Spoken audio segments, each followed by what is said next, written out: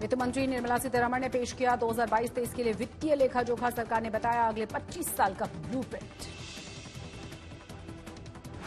Budget ने आम आदमी की उम्मीदों पर फेरा है पानी। महामारी के बाद इनकम टैक्स स्लैब में किसी तरह की कोई राहत नहीं।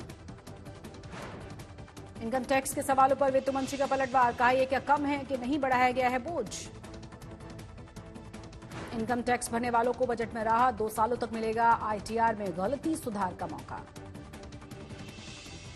बजट में किसानों के लिए कई बड़े ऐलान। सीधे खाते में जाएगा एमएसपी का 2.25 लाख करोड़ रुपया। गरीबों के लिए 48,000 करोड़ से बनाए जाएंगे 80 लाख घर। शहरी इलाकों में पीएम आवास योजना को बढ़ावा देने के लिए बजट में किया गया है ऐलान। रोजगार को लेकर बजट में सरकार के ऐलान। 60 लाख नई नौकरियां देने की रहेगी कोशिश। क्रिप्टो करेंसी को लेकर सरकार का बड़ा फैसला। बजट में लेन देन पर 30% टैक्स का प्रावधान। डिजिटल करेंसी लॉन्च करेगा आरबीआई। बजट में किया गया ऐलान। इसी साल होगी लॉन्चिंग। गति शक्ति स्कीम के तहत 3 साल में बनेंगे 100 कार्गो टर्मिनल। 3 साल में न्यू जनरेशन 400 वंदे भारत ट्रेनें बनाई जाएंगी। 2022-23 में ई पासपोर्ट शुरू किए जाने का ऐलान किया गया। इलेक्ट्रॉनिक माइक्रोचिप वाले ई पासपोर्ट और आरएफआईडी और बायोमेट्रिक्स पर काम करेंगे। 2025 तक सभी गांवों में ऑप्टिकल फाइबर लगाए जाने की योजना। 25,000 किलोमीटर के हाईवे निर्माण के लिए 20,000 करोड़ के प्रावधान की बात। ई वाहनों को बढ़ावा देने के लिए चार्जिंग इंफ्रा को बढ़ावा देगी सरकार। बैटरी स्वैपिंग योजना को भी किया जाएगा शुरू।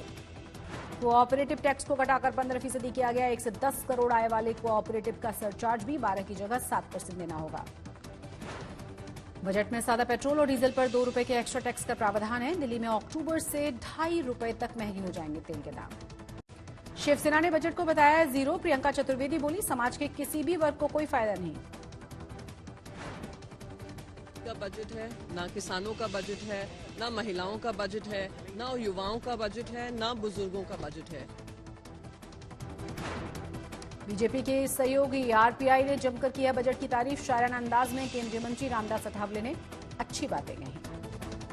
बजट मोदी सरकार का 2022-23 का बजट है विकास की गंगा। कांग्रेस वाले और विरोधी दल वाले मत ले लो मोदी जी से पंगा।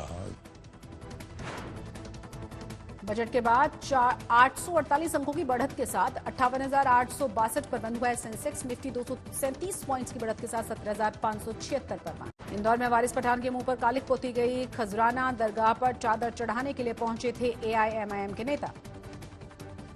अकोला में एक दिव्यांग युवक ने चॉकलेट का लालच देकर किया बच्चों के साथ दुष्कर्म। आरोपी गिरफ्तार। पुणे में आज से स्कूल खुल गए हैं। उत्साहित नजर आए लंबे वक्त के बाद स्कूल पहुंचने वाले बच्चे। अभी मुंबई के एक होटल में आग लगी। घटनास्थल पर पहुंचे फायर टेंडर। आईपीएल के लिए 590 खिलाड़ियों की नीलामी होगी। बीसीसीआई ने जारी की है लिस्ट। 12 और 13 फरवरी को बेंगलुरु में होगा मेगा ऑक्शन।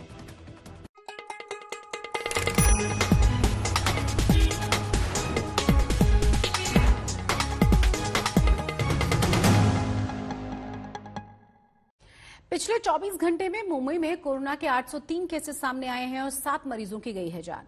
मुंबई में कोरोना के मामले लगातार कम हो रहे हैं, जबकि तीसरी लहर में लोकल को लेकर कोई भी प्रतिबंध नहीं लगाया गया। जनवरी में छोटे बच्चों के स्कूल भी खोल दिए गए। बावजूद इसके बीएमसी के लिए बड़ी राहत है कि कोरोना के मामले लगातार घट रहे हैं। मुंबई में घटते कोरोना को देखते हुए बीएमसी ने प्रतिबंधों में थोड़ी सी छूट दी है। शहर में रात 11 बजे से सुबह 5 बजे तक का कर्फ्यू हटा लिया गया है। शादियों में खुली जगह पर 250 और बंद जगहों पर 200 मेहमानों की अनुमति दे दी गई है। मुंबई में बीच, गार्डन और पार्क तमाम ऐसी जगह अब खुलने की बात कही गई है जो पहले से बंद कर दिए गए थे। जैसे पहले कोरोना से पहले हुआ करता था, बिल्कुल उसी तरह से रूटीन पर लाने की कोशिश की जा रही है जिंदगी को। इसके अलावा आपको बता दें कि अम्यूजमेंट पार्क और थीम पार्क 50% क्षमता के साथ ऑपरेशनल हो सकते हैं। ये भी सरकार ने परमिशन दे दी है। इसके अलावा अगर बात की जाए स्विमिंग पूल, वाटर पार्क, इनके लिए भी 50% क्षमता के साथ इन्हें खोला जा सकता है। थिएटर, नाट्यगृह 50% क्षमता के साथ खुलेंगे। सरकार ने इसके लिए भी परमिशन दी है। इसके अलावा लोकल टूरिस्ट स्पॉट अपने समय से खुल जाएंगे और अपने समय से ही बंद होंगे। जो साप्ताहिक बाजार थे वो भी अब पहले की तरह खुलने लगेंगे। तो पूरे महाराष्ट्र में जिस तरह से कोरोना के मामले घटे हैं, उससे पूछा जाने लगा है कि क्या महाराष्ट्र कोरोना की तीसरी लहर को हराने की कगार पर पहुंच गया है। अब हम आपको दिखा रहे हैं कि किस दिन कितने केसेस सामने आए और किस तरीके से धीरे धीरे करके ये केसेस कम होते चले गए। देखिए 26 जनवरी 35,000 से ज्यादा केसेस थे और अगर आज 1 फरवरी की बात की जाए तो ये पहुंच गई है संख्या 14,372 पर। और आपको ये भी बता दें कि चाहे पॉजिटिविटी रेट की बात की जाए या ठीक होने वाली संख्या की बात की जाए, ये तमाम जो खबरें हैं, आंकड़े हैं, वो राहत दे रहे हैं। तो 35,000, फिर 27 को आप देखिए 25,000, 24,000, 27,000, 22,000। अगर 31 जनवरी की हम बात करें तो 15,000 केसेस आए थे और आज थोड़े और कम केसेस 14,372 केसेस सामने आए हैं। आम बजट को लेकर आम आदमी ने खासी उम्मीदें पाल रखी थी। कोरोना वायरस महामारी के चलते बहुतों की नौकरियां चली गई थी। वेतन में कटौती झेलने वालों की संख्या भी बहुत बड़ी है। छोटे कारोबारी संकट में हैं, लेकिन वित्त मंत्री के बजट में मिडिल क्लास और नौकरी पेशा लोगों के लिए बहुत बड़ा ऐलान नहीं किया गया। इनकम टैक्स में राहत का इंतजार कर रहे लोगों के लिए भी निराशा ही हाथ लगी है। हालांकि पीएम मोदी इस बजट को विकास और विश्वास का बजट बता रहे हैं।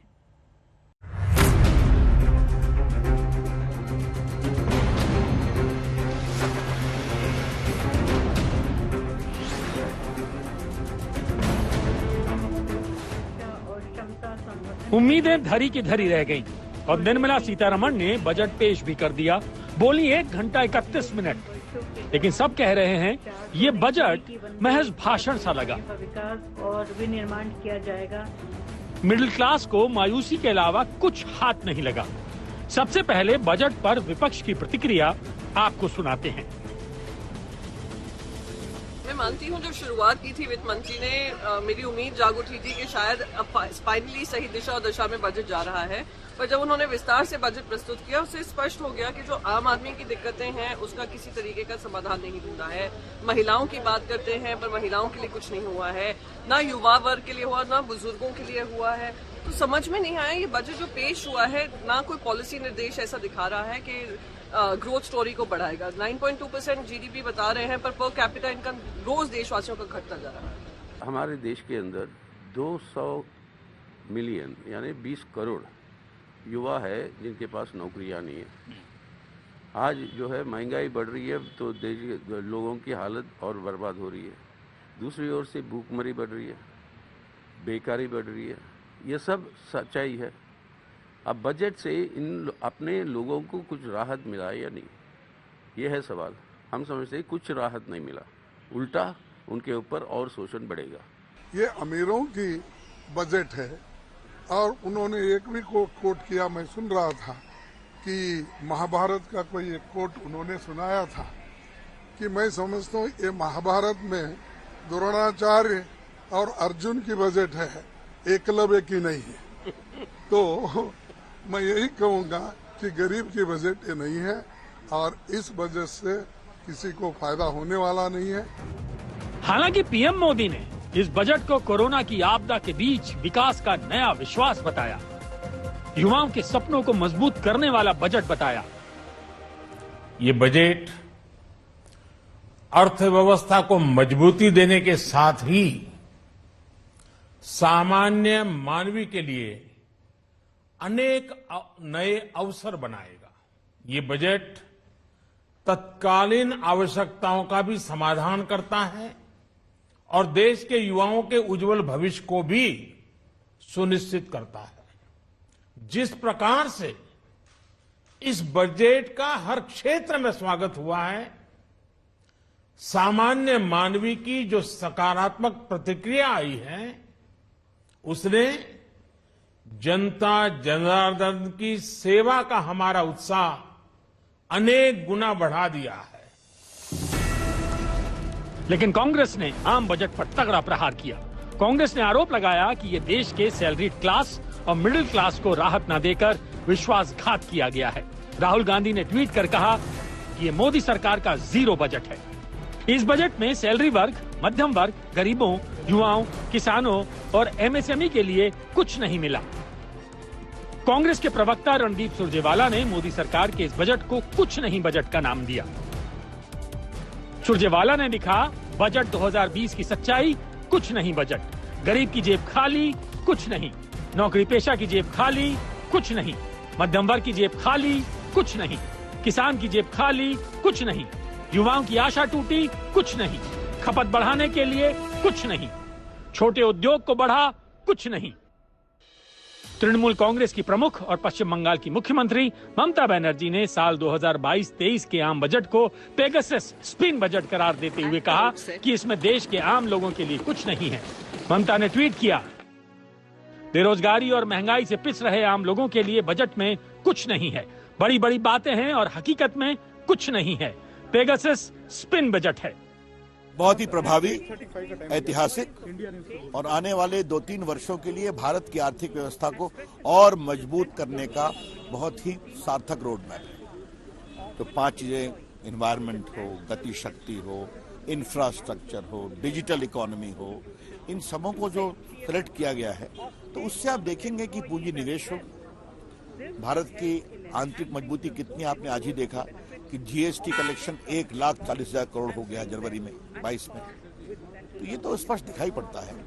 तो आज मुझे बहुत प्रसन्नता हुई है कि क्या एग्रीकल्चर, क्या इन्वायरमेंट, क्या मैन्युफैक्चरिंग, क्या 5G, क्या टेलीकम्युनिकेशन, क्या इलेक्ट्रॉनिक मैन्युफैक्चरिंग, इन सबों पर बहुत ही प्रभावी ध्यान दिया गया है। इस बजट का मतलब जुमला और बड़ा जुमला। ये गरीब विरोधी, मध्यवर्गीय विरोधी, महिला विरोधी, किसान विरोधी बजट है ये। इस बजट में बताइए भला, आप 2 करोड़ रोजगार देने की बात करते करते अब 60 लाख पे आ गए। जुमला और सिर्फ जुमलेबाज सरकार है, बजट भी जुमला है। काफी उम्मीदें थी इस बजट से, क्योंकि 5 राज्यों में चुनाव अब दहलीज पर हैं। मध्यम वर्ग की निगाहें संसद पर थीं, नौकरी पेशा तबका टकटकी लगाए बैठा था। लोग सोच रहे थे कि वित्त मंत्री राहतों का पिटारा खोल देंगी। कामकाजी तबके को इनकम टैक्स में छूट का सूखा इस बार खत्म होकर रहेगा, लेकिन ऐसा नहीं हुआ। इनकम टैक्स स्लैब में इस बार भी बदलाव नहीं हुआ। पुराना इनकम टैक्स स्लैब ही आगे भी जारी रहेगा। कुल मिलाकर इनकम टैक्स में कोई राहत नहीं मिली। मैंने टैक्स इंक्रीज नहीं किया, वो बात मैं दोहराना चाहती हूँ।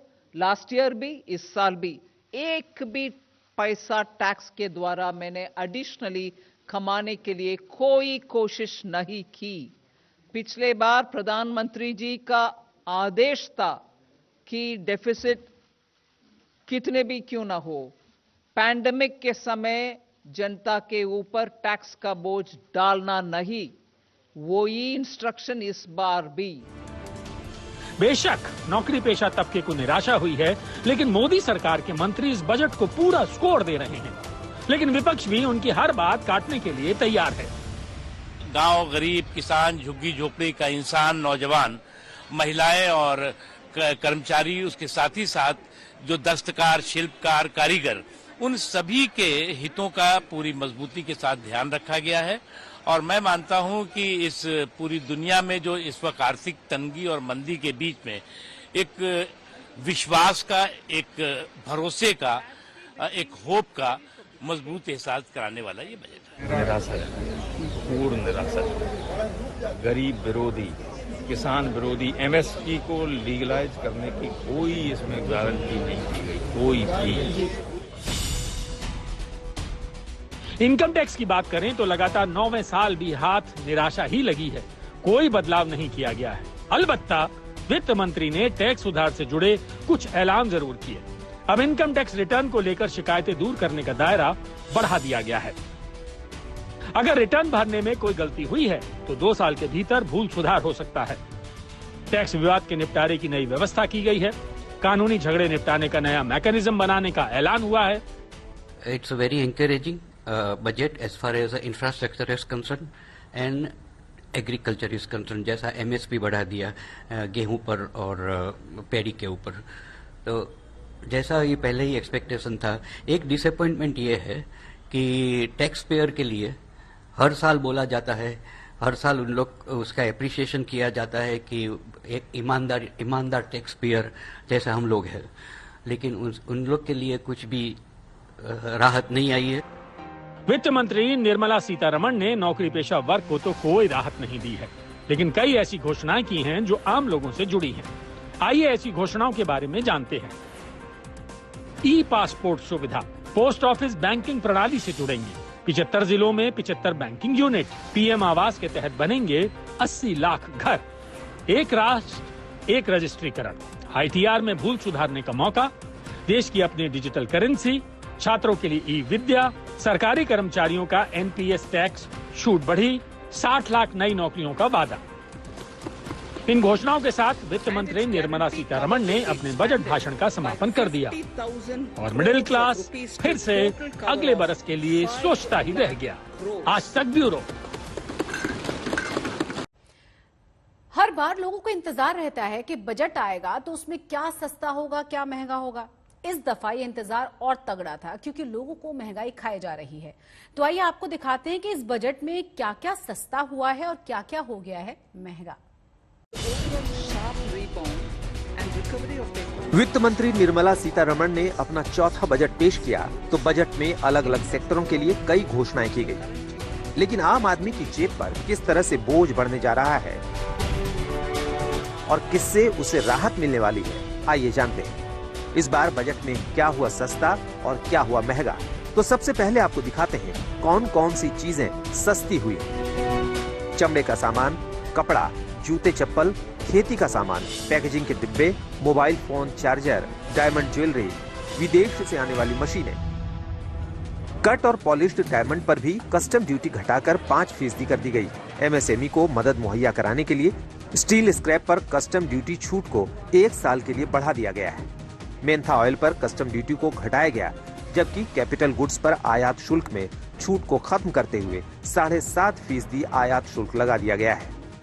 आइए अब आपको बताते हैं क्या क्या महंगा हुआ है। आर्टिफिशियल गहने, बिना ब्लेंडिंग वाले फ्यूल, विदेशी छाते, headphone, earphone, loud speaker, smart meter, solar cell, x-ray machine, capital goods.